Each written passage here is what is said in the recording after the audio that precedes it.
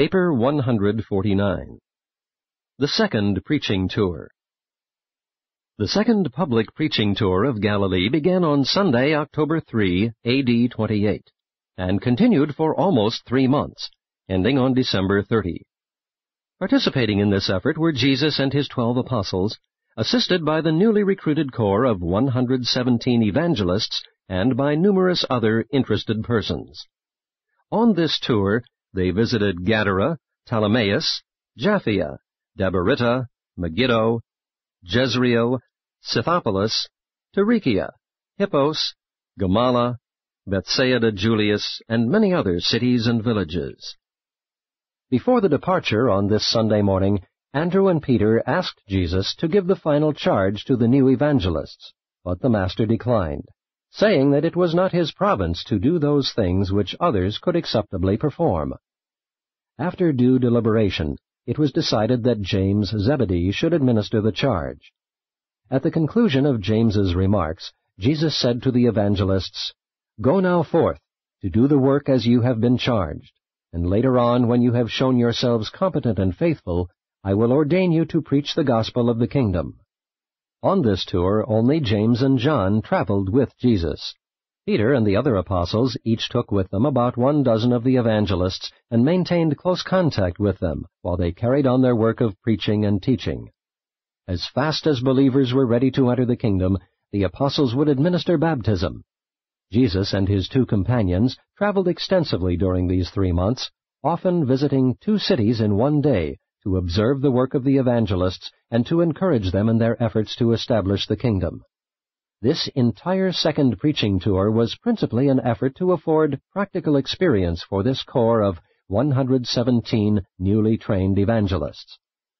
Throughout this period, and subsequently up to the time of the final departure of Jesus and the 12 for Jerusalem, David Zebedee maintained a permanent headquarters for the work of the kingdom in his father's house at Bethsaida.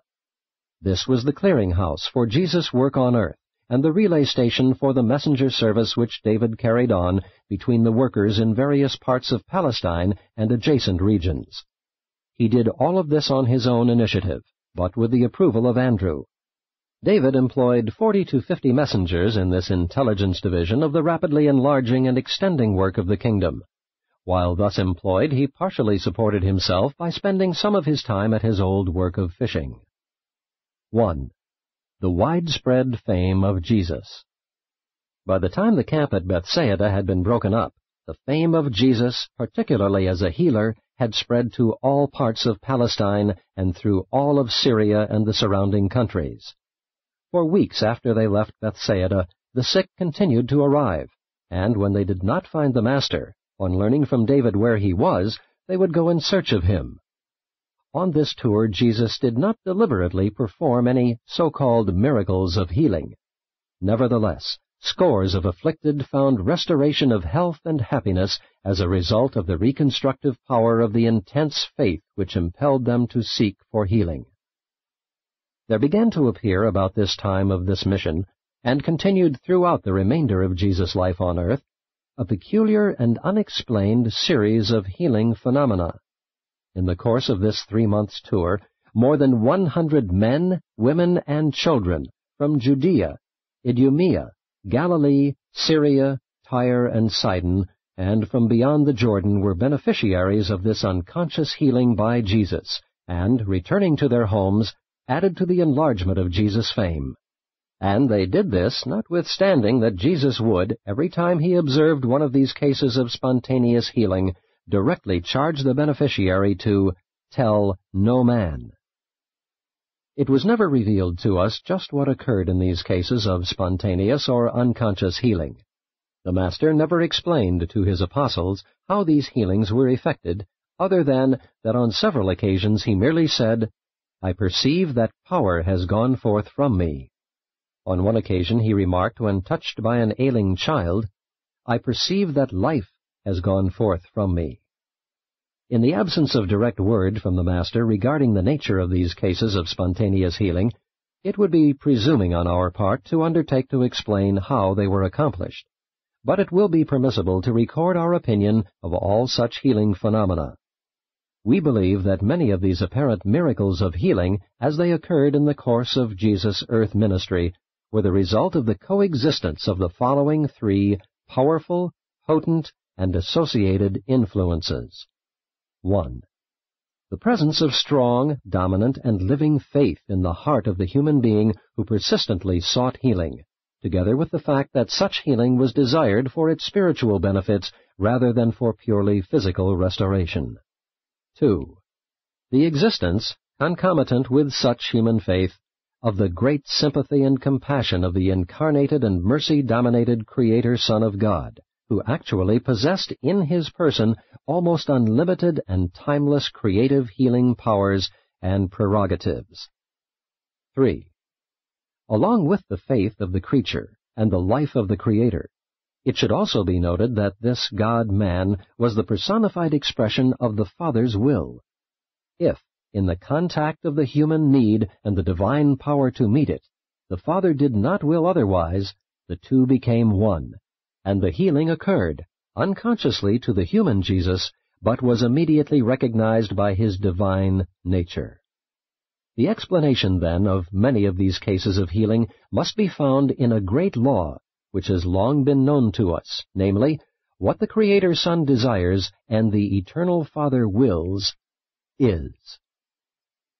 It is then our opinion that, in the personal presence of Jesus, certain forms of profound human faith were literally and truly compelling in the manifestation of healing by certain creative forces and personalities of the universe, who were at that time so intimately associated with the Son of Man. It therefore becomes a fact of record that Jesus did frequently suffer men to heal themselves in his presence by their powerful personal faith. Many others sought healing for wholly selfish purposes. A rich widow of Tyre, with her retinue, came seeking to be healed of her infirmities, which were many, and as she followed Jesus about through Galilee, she continued to offer more and more money, as if the power of God were something to be purchased by the highest bidder. But never would she become interested in the gospel of the kingdom. It was only the cure of her physical ailments that she sought. 2. Attitude of the people. Jesus understood the minds of men. He knew what was in the heart of man, and had his teachings been left as he presented them, the only commentary being the inspired interpretation afforded by his earth life, all nations and all religions of the world would speedily have embraced the gospel of the kingdom. The well-meant efforts of Jesus' early followers to restate his teachings so as to make them more acceptable to certain nations, races, and religions only resulted in making such teachings the less acceptable to all other nations, races, and religions. The Apostle Paul, in his efforts to bring the teachings of Jesus to the favorable notice of certain groups in his day, wrote many letters of instruction and admonition. Other teachers of Jesus' gospel did likewise, but none of them realized that some of these writings would subsequently be brought together by those who would set them forth as the embodiment of the teachings of Jesus. And so, while so-called Christianity does contain more of the Master's gospel than any other religion, it does also contain much that Jesus did not teach. Aside from the incorporation of many teachings from the Persian mysteries and much of the Greek philosophy into early Christianity, two great mistakes were made. 1. The effort to connect the gospel teaching directly onto the Jewish theology, as illustrated by the Christian doctrines of the atonement, the teaching that Jesus was the sacrificed Son who would satisfy the Father's stern justice and appease the divine wrath. These teachings originated in a praiseworthy effort to make the gospel of the kingdom more acceptable to disbelieving Jews. Though these efforts failed as far as winning the Jews was concerned, they did not fail to confuse and alienate many honest souls in all subsequent generations. 2. The second great blunder of the Master's early followers, and one which all subsequent generations have persisted in perpetuating, was to organize the Christian teaching so completely about the person of Jesus. This overemphasis of the personality of Jesus in the theology of Christianity has worked to obscure his teachings, and all of this has made it increasingly difficult for Jews, Mohammedans, Hindus, and other Eastern religionists to accept the teachings of Jesus. We would not belittle the place of the person of Jesus in a religion which might bear his name, but we would not permit such consideration to eclipse his inspired life or to supplant his saving message, the fatherhood of God and the brotherhood of man. The teachers of the religion of Jesus should approach other religions with the recognition of the truths which are held in common, many of which come directly or indirectly from Jesus' message, while they refrain from placing so much emphasis on the differences. While at that particular time the fame of Jesus rested chiefly upon his reputation as a healer, it does not follow that it continued so to rest. As time passed, more and more he was sought for spiritual help. But it was the physical cures that made the most direct and immediate appeal to the common people.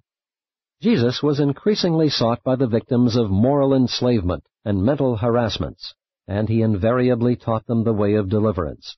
Fathers sought his advice regarding the management of their sons, and mothers came for help in the guidance of their daughters. Those who sat in darkness came to him, and he revealed to them the light of life. His ear was ever open to the sorrows of mankind, and he always helped those who sought his ministry. When the Creator himself was on earth, incarnated in the likeness of mortal flesh, it was inevitable that some extraordinary things should happen. But you should never approach Jesus through these so-called miraculous occurrences. Learn to approach the miracle through Jesus, but do not make the mistake of approaching Jesus through the miracle. And this admonition is warranted notwithstanding that Jesus of Nazareth is the only founder of a religion who performed supermaterial acts on earth. The most astonishing and the most revolutionary feature of Michael's mission on earth was his attitude toward women. In a day and generation when a man was not supposed to salute even his own wife in a public place, Jesus dared to take women along as teachers of the gospel in connection with his third tour of Galilee. And he had the consummate courage to do this in the face of the rabbinic teaching which declared that it was better that the words of the law should be burned than delivered to women. In one generation, Jesus lifted women out of the disrespectful oblivion and the slavish drudgery of the ages. And it is the one shameful thing about the religion that presumed to take Jesus' name, that it lacked the moral courage to follow this noble example in its subsequent attitude toward women. As Jesus mingled with the people, they found him entirely free from the superstitions of that day. He was free from religious prejudices. He was never intolerant. He had nothing in his heart resembling social antagonism. While he complied with the good in the religion of his fathers, he did not hesitate to disregard man-made traditions of superstition and bondage. He dared to teach that catastrophes of nature, accidents of time, and other calamitous happenings are not visitations of divine judgments or mysterious dispensations of providence. He denounced slavish devotion to meaningless ceremonials and exposed the fallacy of materialistic worship. He boldly proclaimed man's spiritual freedom and dared to teach that mortals of the flesh are indeed and in truth sons of the living God. Jesus transcended all the teachings of his forebears when he boldly substituted clean hearts for clean hands as the mark of true religion.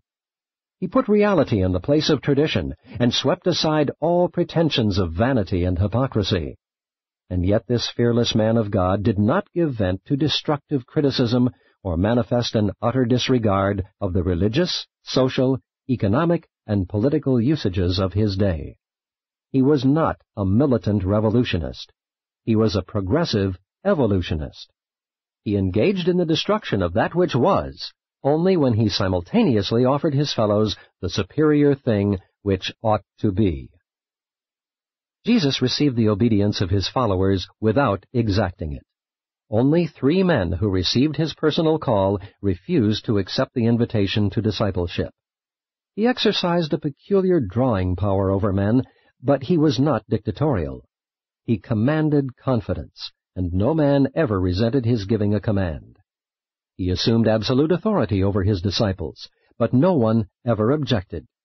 He permitted his followers to call him Master.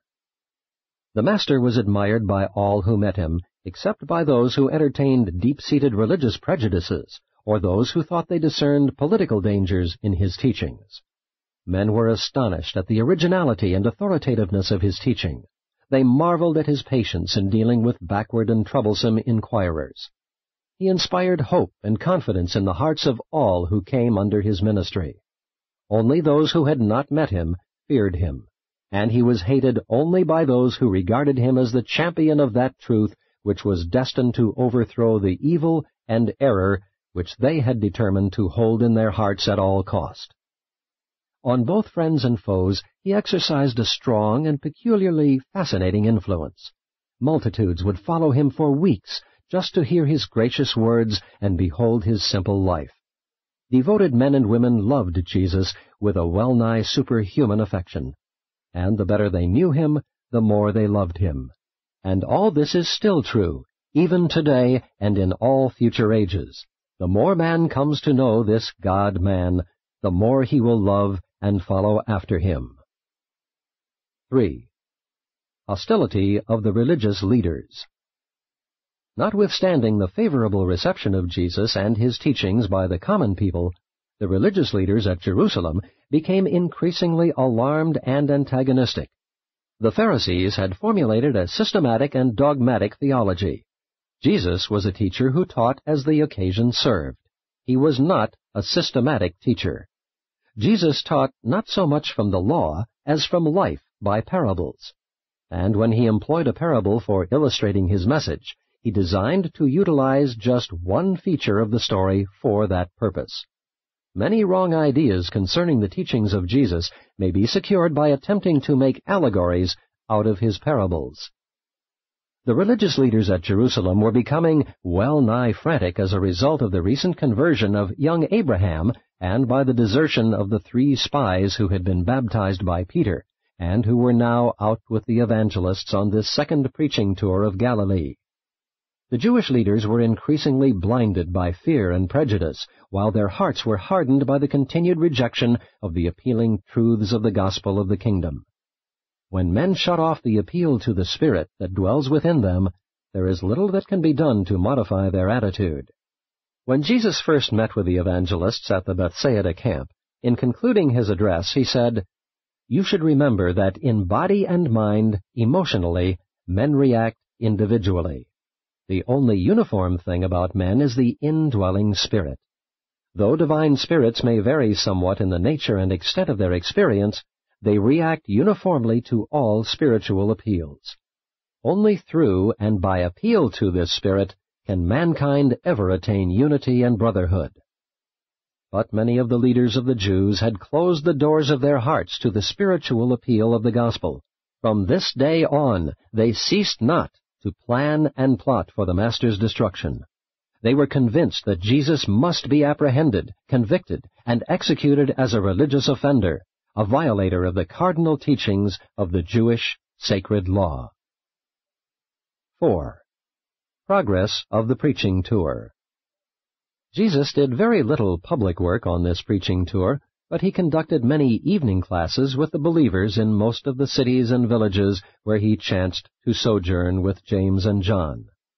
At one of these evening sessions, one of the younger evangelists asked Jesus a question about anger, and the Master, among other things, said in reply, "Anger is a material manifestation, which represents in a general way the measure of the failure of the spiritual nature to gain control of the combined intellectual and physical natures. Anger indicates your lack of tolerant brotherly love, plus your lack of self-respect and self-control. Anger depletes the health, debases the mind, and handicaps the spirit teacher of man's soul. Have you not read in the Scriptures that wrath kills the foolish man, and that man tears himself in his anger?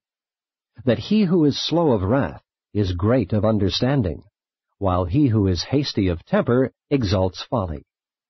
You all know that a soft answer turns away wrath, and how grievous words stir up anger. Discretion defers anger, while he who has no control over his own self is like a defenseless city without walls. Wrath is cruel, and anger is outrageous. Angry men stir up strife, while the furious multiply their transgressions. Be not hasty in spirit, for anger rests in the bosom of fools. Before Jesus ceased speaking, he said further, Let your hearts be so dominated by love that your spirit guide will have little trouble in delivering you from the tendency to give vent to those outbursts of animal anger which are inconsistent with the status of divine sonship. On this same occasion, the Master talked to the group about the desirability of possessing well-balanced characters. He recognized that it was necessary for most men to devote themselves to the mastery of some vocation, but he deplored all tendency toward over-specialization, toward becoming narrow-minded and circumscribed in life's activities. He called attention to the fact that any virtue, if carried to extremes, may become a vice. Jesus always preached temperance and taught consistency, proportionate adjustment of life problems. He pointed out that overmuch sympathy and pity may degenerate into serious emotional instability, that enthusiasm may drive on into fanaticism. He discussed one of their former associates, whose imagination had led him off into visionary and impractical undertakings. At the same time, he warned them against the dangers of the dullness of over-conservative mediocrity. And then Jesus discoursed on the dangers of courage and faith, how they sometimes lead unthinking souls on to recklessness and presumption. He also showed how prudence and discretion, when carried too far, lead to cowardice and failure.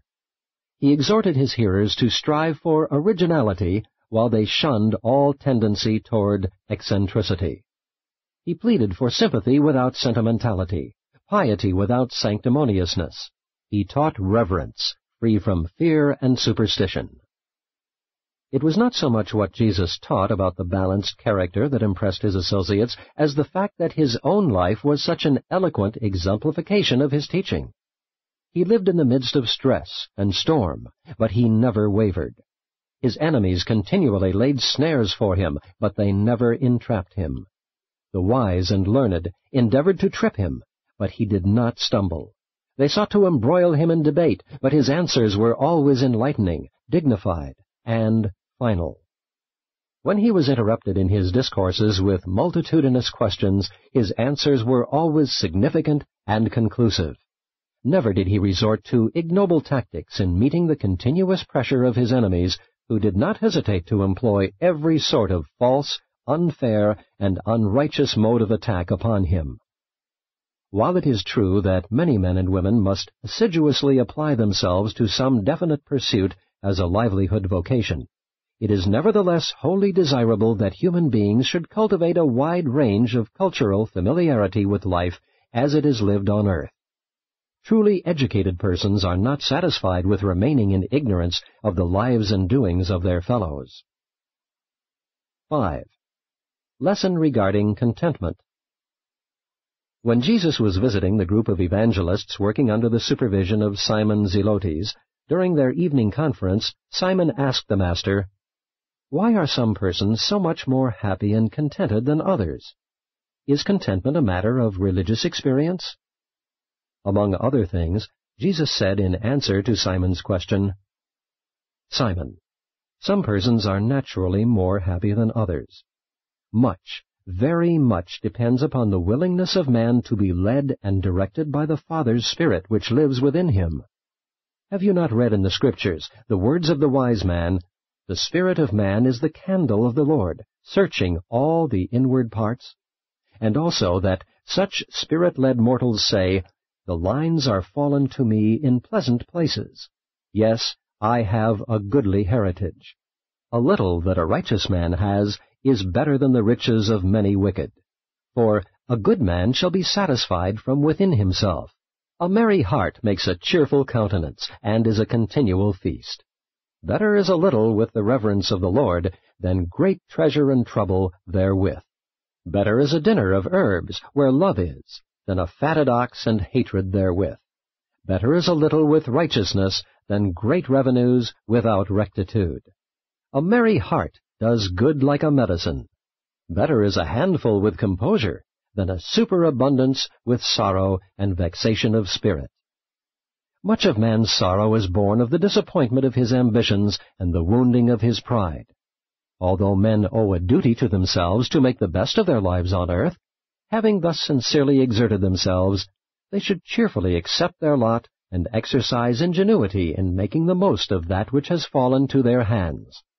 All too many of a man's troubles take origin in the fear soil of his own natural heart. The wicked flee when no man pursues. The wicked are like the troubled sea, for it cannot rest, but its waters cast up mire and dirt. There is no peace, says God, for the wicked. Seek not then for false peace and transient joy, but rather for the assurance of faith and the sureties of divine sonship, which yield composure, contentment, and supreme joy in the Spirit. Jesus hardly regarded this world as a vale of tears. He rather looked upon it as the birth sphere of the eternal and immortal spirits of paradise ascension, the vale of soul-making. 6. The fear of the Lord.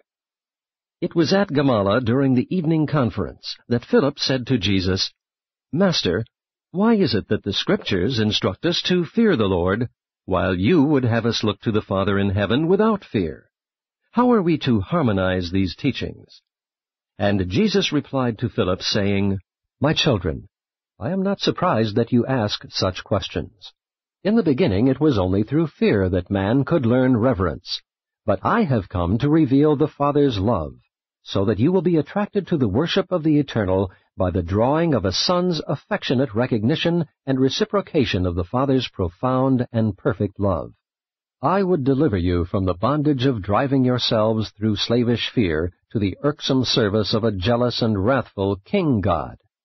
I would instruct you in the Father-Son relationship of God and man, so that you may be joyfully led into that sublime and supernal free worship of a loving, just, and merciful Father God.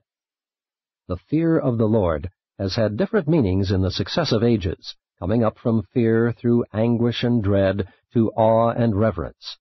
And now, from reverence, I would lead you up, through recognition, realization, and appreciation, to love. When man recognizes only the works of God, he is led to fear the Supreme. But when man begins to understand and experience the personality and character of the living God, he is led increasingly to love such a good and perfect, universal and eternal Father. And it is just this changing of the relation of man to God that constitutes the mission of the Son of Man on earth. Intelligent children do not fear their father in order that they may receive good gifts from his hand, but having already received the abundance of good things bestowed by the dictates of the Father's affection for his sons and daughters, these much-loved children are led to love their Father in responsive recognition and appreciation of such munificent beneficence. The goodness of God leads to repentance.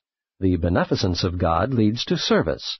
The mercy of God leads to salvation, while the love of God leads to intelligent and free-hearted worship. Your forebears feared God because he was mighty and mysterious. You shall adore him because he is magnificent in love, plenteous in mercy, and glorious in truth. The power of God engenders fear in the heart of man, but the nobility and righteousness of his personality beget reverence, love, and willing worship. A dutiful and affectionate son does not fear or dread even a mighty and noble father. I have come into the world to put love in the place of fear, joy in the place of sorrow, confidence in the place of dread, loving service and appreciative worship in the place of slavish bondage and meaningless ceremonies. But it is still true of those who sit in darkness that the fear of the Lord is the beginning of wisdom. But when the light has more fully come, the sons of God are led to praise the Infinite for what he is, rather than to fear him for what he does. When children are young and unthinking, they must necessarily be admonished to honor their parents. But when they grow older and become somewhat more appreciative of the benefits of the parental ministry and protection, they are led up, through understanding respect and increasing affection, to that level of experience where they actually love their parents for what they are more than for what they have done. The father naturally loves his child, But the child must develop his love for the father from the fear of what the father can do through awe, dread, dependence, and reverence to the appreciative and affectionate regard of love.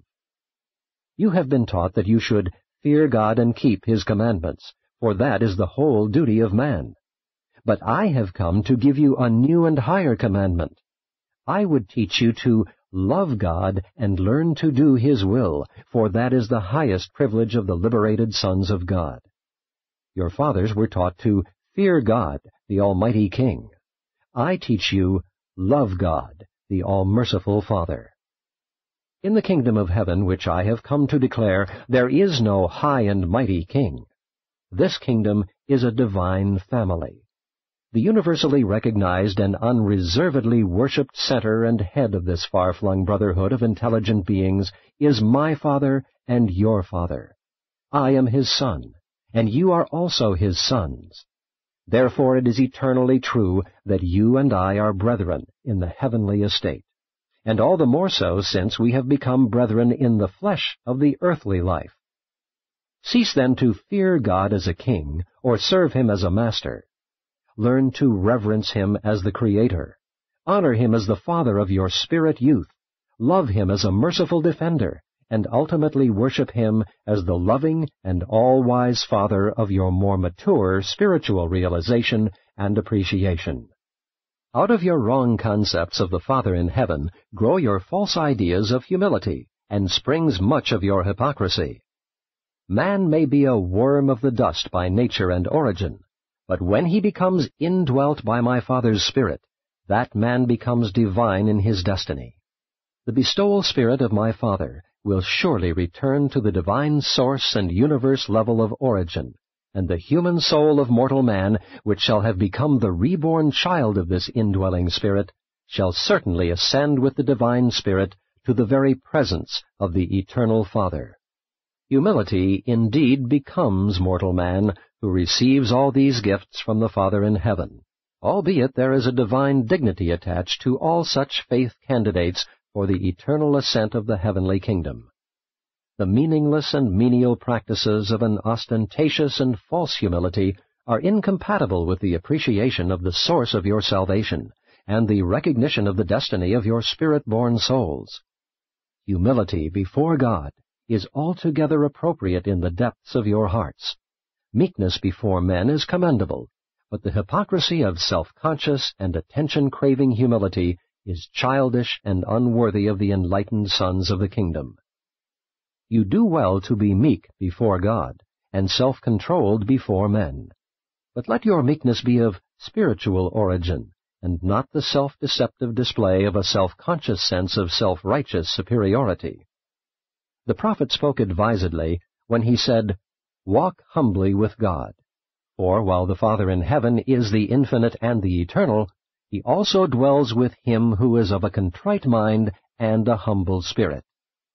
My Father disdains pride, loathes hypocrisy, and abhors iniquity. And it was to emphasize the value of sincerity and perfect trust in the loving support and faithful guidance of the Heavenly Father that I have so often referred to the little child as illustrative of the attitude of mind and the response of spirit which are so essential to the entrance of mortal man into the spirit realities of the kingdom of heaven.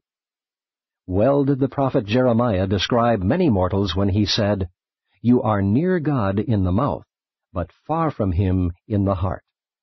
And have you not also read that direful warning of the prophet who said, "The priests thereof teach for hire, and the prophets thereof divine for money"? At the same time they profess piety, and proclaim that the Lord is with them. Have you not been well warned against those who speak peace to their neighbors when mischief is in their hearts, those who flatter with the lips while the heart is given to double-dealing? Of all the sorrows of a trusting man, none is so terrible as to be wounded in the house of a trusted friend. 7. Returning to Bethsaida. Andrew, in consultation with Simon Peter, and with the approval of Jesus, had instructed David at Bethsaida to dispatch messengers to the various preaching groups with instructions to terminate the tour and return to Bethsaida sometime on Thursday, December 30. By supper-time on that rainy day, all of the apostolic party and the teaching evangelists had arrived at the Zebedee home. The group remained together over the Sabbath day, being accommodated in the homes of Bethsaida and nearby Capernaum, after which the entire party was granted a 2 weeks' recess to go home to their families, visit their friends, or go fishing. The 2 or 3 days they were together in Bethsaida were indeed exhilarating and inspiring. Even the older teachers were edified by the young preachers as they narrated their experiences. Of the 117 evangelists who participated in this second preaching tour of Galilee, only about 75 survived the test of actual experience and were on hand to be assigned to service at the end of the 2 weeks' recess. Jesus, with Andrew, Peter, James, and John, remained at the Zebedee home and spent much time in conference regarding the welfare and extension of the kingdom.